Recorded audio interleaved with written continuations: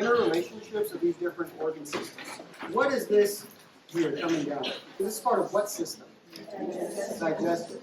What's occurring here within the digestive system? What are we trying to do? We're trying to absorb these nutrients. They travel through the GI tract, they get broken down, and then they get absorbed and get into the blood. When we talk about nutrients, we're talking about carbohydrates. We're talking about protein. They get broken down into amino acids. We're also talking about fat. So all these different things, they'll get into the blood, and then they're going to circulate. What is our target? What are we trying to get all of these nutrients to?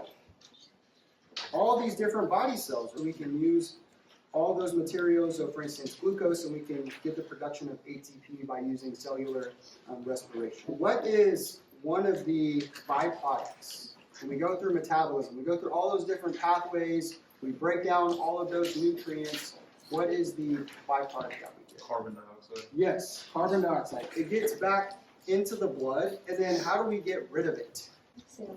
We exhale. That CO2 will travel into the blood, and then it gets exhaled out of the respiratory system. What do we inhale? Oxygen, yeah. So we inhale this oxygen, and that's what gets transported into the blood. Remember, we have that hemoglobin within those red blood cells that's going to transport this oxygen to all the different cells. The urinary system. If we have any type of excess ion, any of these different wastes, nitrogenous waste, for instance urea, that is going to get excretion. So this is excretion, this is excretion, except they're two different substances. One is a solid, one is a liquid. So do we see the interrelationship, how all of these different things are working together in order to promote vitality? We also have the integumentary system functioning as this boundary. Necessary life functions, maintaining boundaries, movement, responsiveness, digestion, metabolism, excretion, as well as reproduction and growth. These are all of the different necessary life functions. Now let's start to talk about some of the details within these different categories here. So at the macro level, we talked about the skin already. It protects our internal organs and then also from the external environment. But when we get at the micro level, we start talking about the cell. The plasma membrane is going to be located over here on the outside of the cell. It's going to help to determine what's going to be imported and what's going to be exported, like what goes in and out of this cell. There's different methods in which we can transport some of these substances. For instance, whether it's just traveling through just simple diffusion, and we'll talk more about this, about the different types of channels and so on once we get to chapter 2. Main thing here, we're maintaining boundaries between the inside and the outside of the cell. So all of these are the different tissue cells, and then A, what is that? That is the plasma membrane or the cell membrane. What's on the inside of the cell? What type of fluid is that? Would that be intra or extra cellular? So intracellular fluid. What about C? That would be extracellular. It's on the outside. D, I have what's circulating here within this blood vessel. This is a capillary, actually. This is the blood plasma. That's what's circulating there inside of them. I kind of want to switch the order of this just because when we think about the nervous system is our primary control. It has an effect on a lot of different organ systems. It's going to control the movement of the skeletal muscle. It's going to control, the heart has its own intrinsic conduction system where it can pump on its own, but it's also influenced by the autonomic nervous system. The nervous system is going to have an effect on the movement. But what's going to move with all these different systems? So for musculoskeletal, the body moves, and that enables movement for us to get through our environment. Why do we need for the blood to circulate within the human body? Oxygen, nutrients, all of the cellular requirements. The digestive system, these ingested contents, we're getting all the nutrients, we're moving them. Fluids and solids, this is filtration. The nervous system, this is our primary control, and it senses environmental change, and it's going to allow a response. So digestion, that's something we've already talked about, nutrient absorption here, that's what's occurring. Well, the digestive system is going to be linked here with metabolism because we talked about getting all of these nutrients absorbed. But what happens whenever these nutrients get into the cells? What happens to them? They have to get processed, right, for us to utilize that energy. When we talk about metabolism, the definition is all chemical reactions that occur in the human body to sustain life. A couple of different examples here of anabolic versus catabolic. This is something we talked about in the last class. Anabolic is to build or to break? Build. Catabolic is to break. Genesis, we're building something. What are we building? We're building glycogen. What do we use to build glycogen? Well, we start with glucose, so that's the monomer, and our polymer is going to be glycogen. Lysis would mean we're breaking something. What are we breaking down? It says it in the name, glycogen. It's just the opposite direction. So you start with glycogen, and it gets broken down into glucose. The muscles, they're going to store that glycogen, and then they'll break it down as you start to exercise in order to meet the energy demands. Glycolysis, is anabolic or catabolic? Catabolic. What about protein synthesis? Is that anabolic or catabolic? Anabolic. So we start off with glucose, and then we break it down into pyruvate, NADH. What is the result here? We get the production of energy in the form of ATP. Excretion. We're just removing waste from the body. Where are these wastes produced? Digestion and metabolism. Good. And what is removed by these different body systems? The digestive system.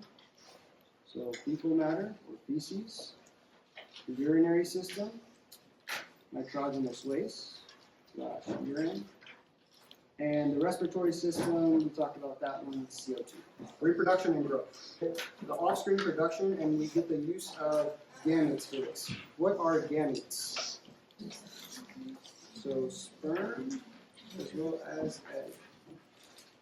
Egg or ovum, formation of the zygote once they fuse together. For growth, increase in size and the number of cells, that one ball of cells is going to go through mitosis until it gets the formation of a fetus. The survival needs, if you were going to go on a hike or something, you're going to take a long trip throughout the day, what would you want to have before you leave? Carbs, yes. You want to eat a good meal. You want to store all that energy. You want to store that energy so that way you're not exhausted as you're going on that trip. You have a big meal before you go, and then you want something that you're going to pack on. Yes? Water. Water is a great solvent. It's what the body is primarily composed of. 60% of our total body weight is water. Say you're going up towards the top of the mountain. It becomes more difficult for you to intake that oxygen. Why does that happen? Why is it more difficult? What happens to atmospheric pressure? So the pressure starts to go down. So it's harder for you to inhale to get that oxygen in. You have to be able to breathe in. So that actually couples in atmospheric pressure as well as the oxygen. We need both of these different things because that atmospheric pressure, that is what's going to enable the movement of the air into and out of the lungs because it goes from high to low. You can't get that air in unless the pressure on the inside of the lungs is going to be lower than what's on the outside for that air to flow in. Maintaining our normal body temperature, what is the mechanism to do to keep that in the normal range? What do we do whenever we're outside? We're sweating. We're sweating, that sweat is going to vaporize, and as it vaporizes, it's going to cool us down. Nutrients. We take them in through our diet, and we talked about what they're used for energy as well as cell structure. Some of our sources here, what are plants going to be rich in? Carbs. All of these are going to be our carbs on this side, and then fats, and then proteins. Animal tissue, this is going to be rich in what? Protein and fats. Lean sources of protein, something I try to eat every week. I try to eat some salmon during the week. I'll try to eat some chicken. I got an air fryer, man. God, I use that thing for everything. I cooked some Brussels sprouts last night. Oh man. Was it chef's kiss, you know? It's so easy. You just put some olive oil, you cut them in half, put some olive oil, add some seasonings to it. I like this Cajun seasoning, it's really good. I throw some little bit of garlic powder in there, toss it in a bowl, put it in the oven, 450, 30 minutes. There you go. Great. And it's good for you too. We got carbohydrates, fats, and proteins. What are carbohydrates? Do we use carbohydrates or fats first? Carbohydrates. So this is our primary on-demand energy source. In the mornings I try to fast. So that way I burn my fat reserves instead of, so we have a real heavy, a lot of carbs in the morning. Your body gets that carb intake. As soon as you get that carb intake, it's going to use that for energy. But if you hold off, not giving your body that supply of carbohydrates, and so what it'll do is you'll get into your fat reserves and burn fat. So I do like to have a protein shake in the morning. Protein, it helps to keep you full. Like when you eat a big steak, a lot of protein in there, a lot of fat too.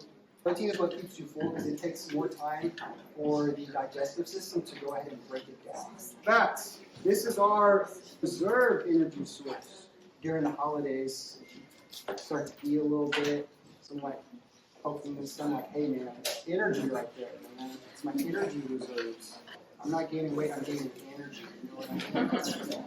Protein. Protein is our building blocks. We use those amino acids. We break those protein down into the amino acids. And we use it to build all types of things. All the enzymes we have to have in order for all those chemical reactions. The most abundant protein in the human body, collagen, muscle tissue, all these different things. Minerals and vitamins. So they're essential. One of the things that help with this, the cofactors. For instance, magnesium, that is going to be a cofactor with hexokinase. So hexokinase is the first step. It's the enzyme used for the first step of glycolysis, and magnesium is going to be a required cofactor in order for that reaction to occur. Cell processes here, calcium is an example. Within these neurons, you've got these neurotransmitters, these chemical messengers that'll get released here to this other part of the neuron to communicate a signal. And in order for that to happen, you've got to have calcium, monomers and polymers, monosaccharide versus carbohydrate. They're all these different glucose molecules are going to be linked together. This one fatty acid, this is a triglyceride, so comparing 50 to 60% of our body weight. It's a great solvent. It helps to dissolve things. Oxygen intake is going to be through, whenever we inhale, that's termed inspiration. We're using the respiratory system to help get in that oxygen, exhale that CO2, and it's going to be transported through the cardiovascular system. What is it used for? Energy production. Oxygen being the final electron acceptor here, that electron transport chain. So that way we can synthesize our ATP. ATP synthase would be more over here. Create that proton gradient in order to drive that chemical reaction to synthesize that ATP. Air flows from high to low pressure. This is going to be required for gas exchange in the lungs. This is talking about the difference between the changes in pressure and volume allowing. So whenever that diaphragm starts to contract, it increases the volume. There's inverse relationship between these two. That volume increases, pressure drops in the lungs, so that way the air can flow in and inspire. Normal body temperature. It's 37 degrees Celsius or 98.6 degrees Fahrenheit required to maintain our chemical reactions. What happens when you add heat to a system? What does it do? Does it speed up things or slow things down? It speeds things up. Think about when you boil water. Some of those water molecules are just stationary. They're just colliding with each other. Eventually, some of them will get to the top of this. What is homeostasis? This is going to indicate a dynamic state of equilibrium. What does that mean? Dynamic versus static. Dynamic means things can change. Static means it stays the same. There's narrow ranges or narrow limits in which different systems have to be put in place. Your body temperature, that's an example. The blood sugar, that's another example. We have these different hormones that are going to control our blood sugar. And what hormones are involved? Insulin and glucagon. Insulin and glucagon, those are two hormones secreted by which organ? Pancreas. Yeah, so it's secreted by the pancreas to help regulate your blood sugar levels. And so we have to keep things within narrow limits, within a narrow range.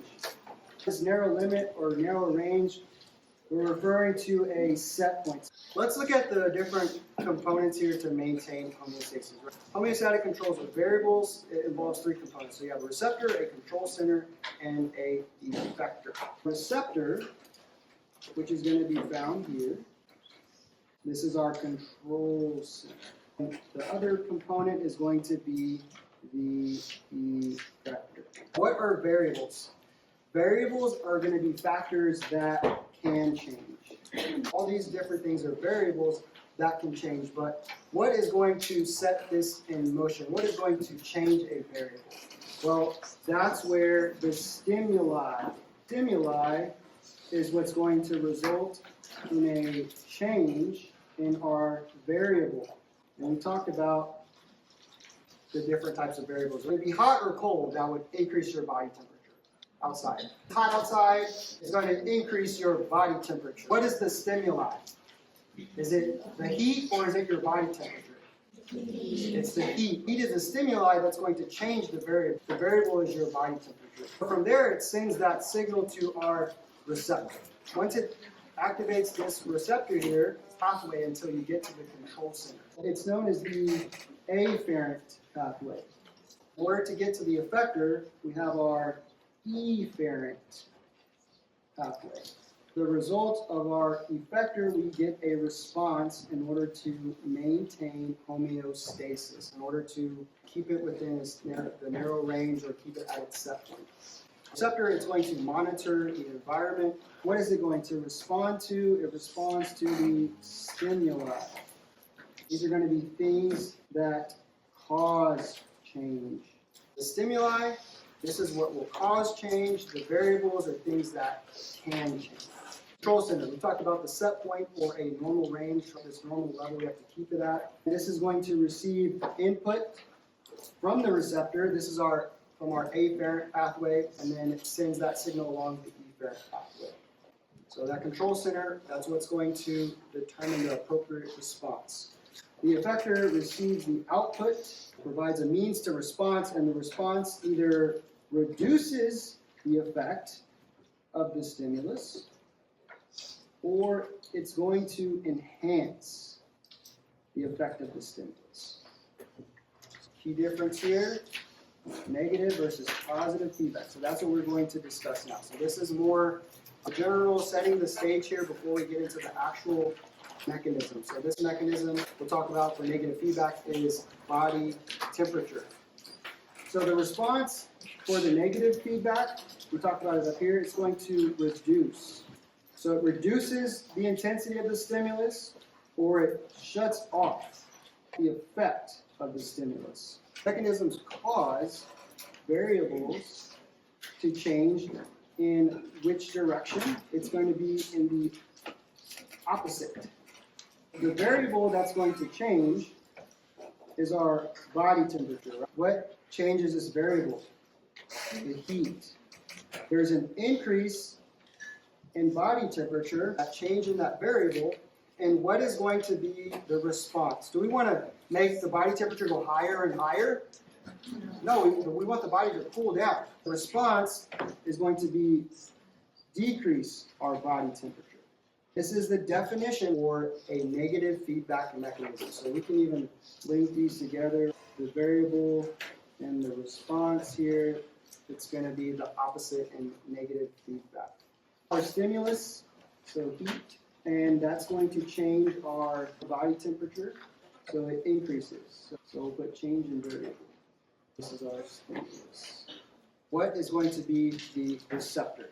Thermoreceptors, which are going to be found in the skin as well as the brain. What pathway is this, afferent or efferent? Afferent. So it's afferent, we get to the control center, and this is where our thermoregulatory center is, and it's going to be found in the brain. What does the thermoregulatory center do?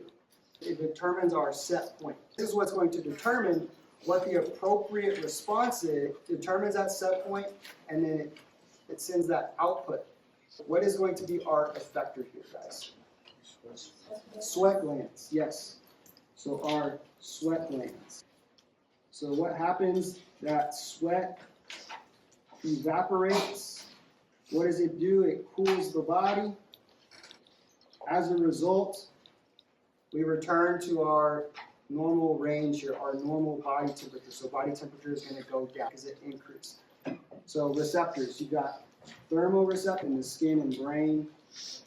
Our effectors in this example, we've got sweat glands.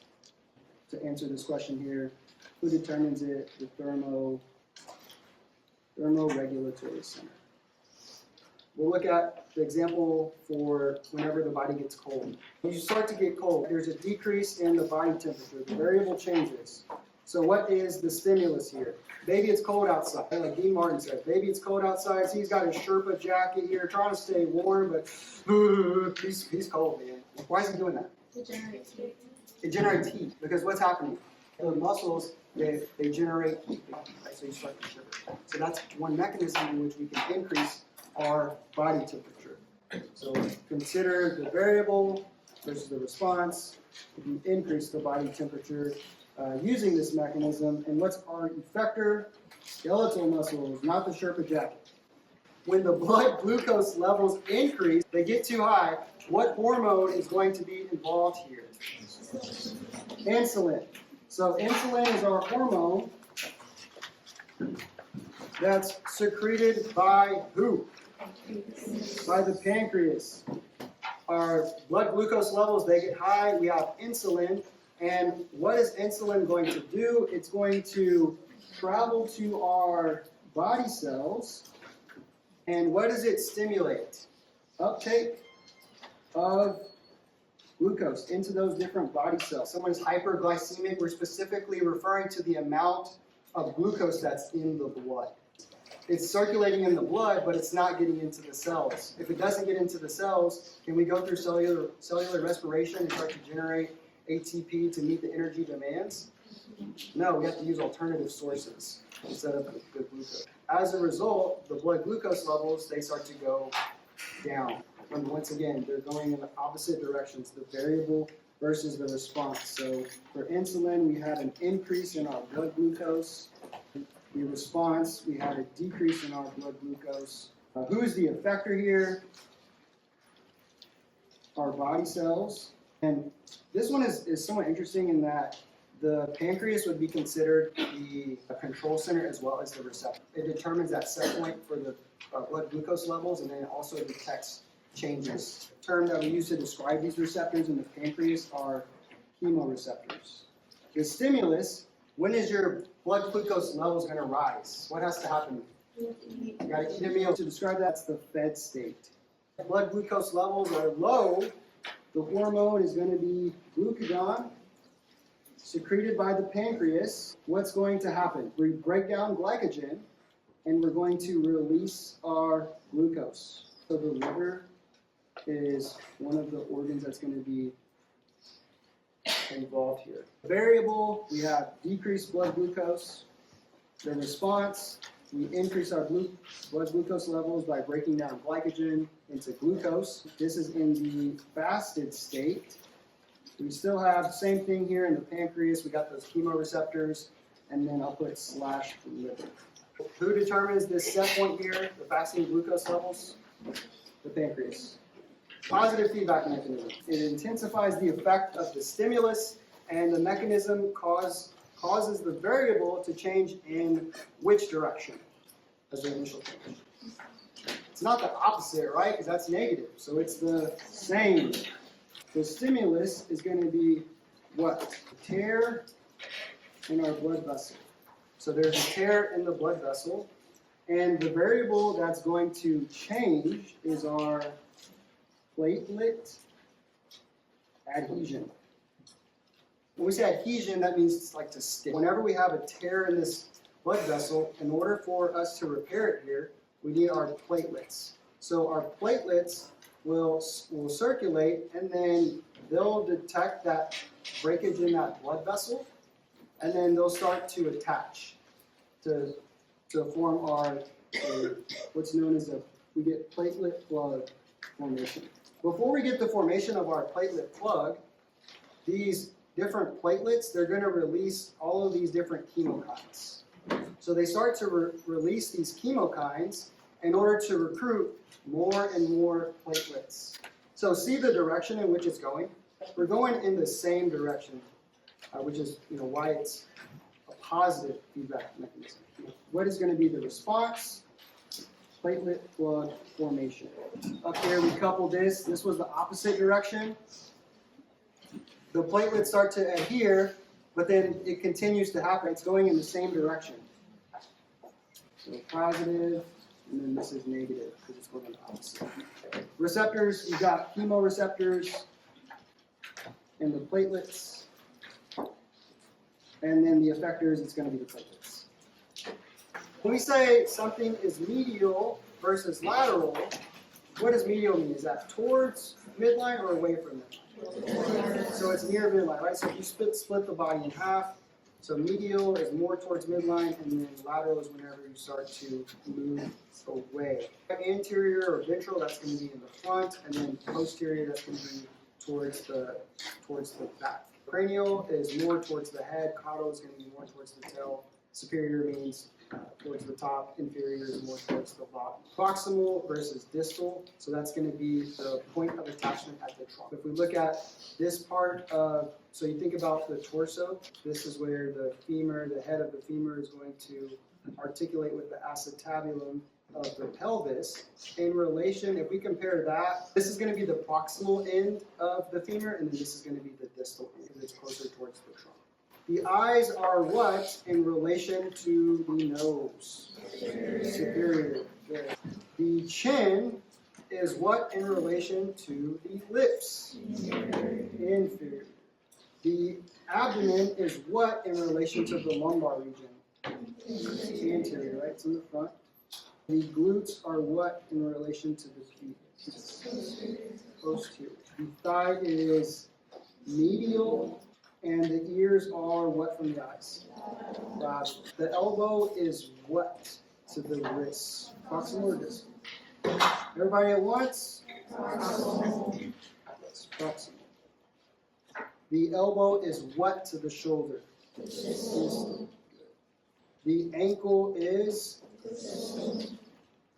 The hip is what to the knee? Proximal. The stomach is what to the spleen? Superficial. The skin is what to the skeletal muscles? Superficial. And the kidneys are what to the liver? And the lungs? The clavicle intermediate between the sternum and the humerus.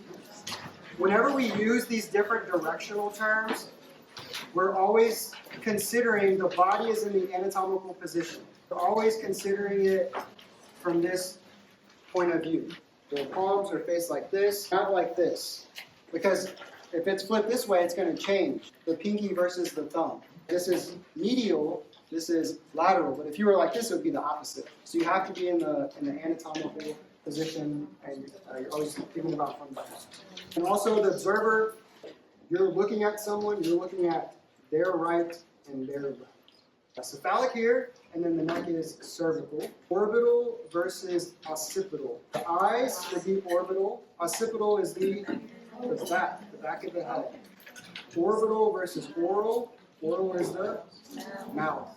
Acromial versus brachial. Shoulder. Brachial is the arm. Brachial versus antebrachial. Brachial is just the arm, so this arm, and then antebrachial is the forearm. Antebrachial versus antecubital. What is antecubital? Yeah, the inside of the elbow. So right here, antecubital. Femoral versus fibular. The femur is here, and then the fibula is on the outside of the leg. Crural versus sural. So crural is going to be the what? So the anterior part of the shin, and then sural is going to be the posterior side. Tarsals, you've got here, and then the metatarsals, the foot buckles. Thumb is the what? Hallux. Yes, hallux is the big toe. She's split into equal right and left halves. So this would be mid-sagittal. What's another term? The median plane. So make sure you guys are familiar with both of these terms, median versus mid-sagittal or frontal versus coronal. The frontal plane, you've got anterior and posterior, and then over here you have the transverse, splitting it into to the top and the bottom or superior and inferior portions. Also make note of median versus medial. That's another common error that students use. So when we say sagittal, we're just saying we're splitting the body into right and left halves vertically. It's general. But if we say median or mid-sagittal, we're specifically saying right down midline. Equal right and left halves. Parasagittal, unequal right and left halves.